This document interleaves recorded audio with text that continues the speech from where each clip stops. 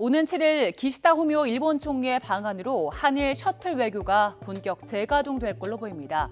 원래 외교가의 셔틀 외교는 지난 1970년대 초반 헨리 키신저 전 미국 국무장관이 첨예하게 대립했던 아랍과 이스라엘을 오가면서 중재자 역할을 하는 외교 방식을 일컫는데요. 그런데 한일 사이의 셔틀 외교는 조금 다릅니다. 양국 정상이 수시로 상대국을 오가면서 소통을 확대하는 게 목적입니다. 과거사와 독도 영유권 분쟁같이 두 나라의 민감한 외교 현안을 풀기 위한 노력의 일환이었지요. 한일 셔틀 외교가 시작된 건 2004년이었습니다. 당시 노무현 대통령과 고이즈미 준이치로 일본 총리가 1년에 한 번씩 상대국을 번갈아서 방문하기로 했는데요. 먼저 고이즈미 총리가 제주도를 찾아두고 두 정상은 국핵 문제의 평화적 해결을 위해 공조하는 데 합의했습니다. 같은 해 노무현 대통령도 일본 가고시마를 찾았습니다. 두 정상은 넥타이를 매지 않은 채 편안한 차림으로 만났는데요.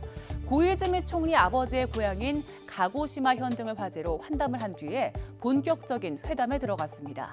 그러나 이듬해 셔틀 외교는 잠시 중단됩니다.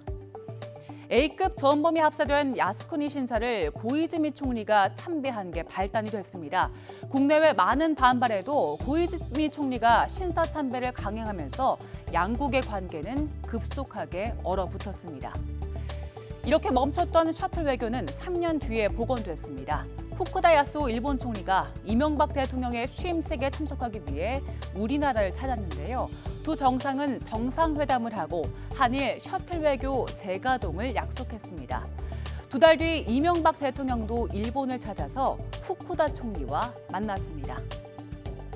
이듬해에는 아소다로 총리가 방한해서 정상회담을 가졌고요. 또 같은 해 이명박 대통령이 답방 형식으로 일본을 찾았습니다. 이렇게 2008년부터 2011년까지 한일 정상이 수차례 만나면서 양국 소통은 다시 활발해지는 듯 했는데요.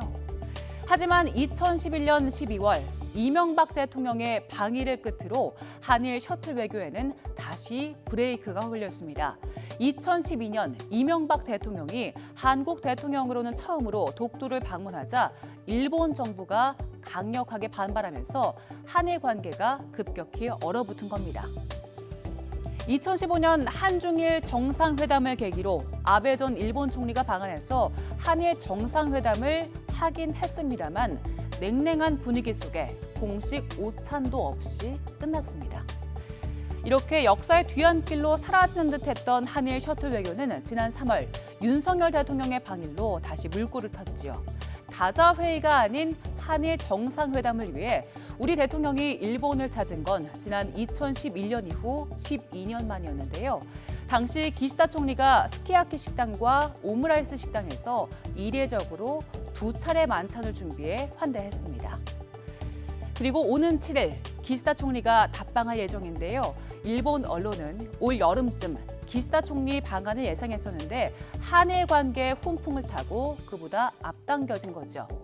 이렇게 다시 시동을 거는 한일 셔틀 외교가 앞으로 한일 양국의 발전적 관계에 힘을 보탤 수 있을지 주목됩니다.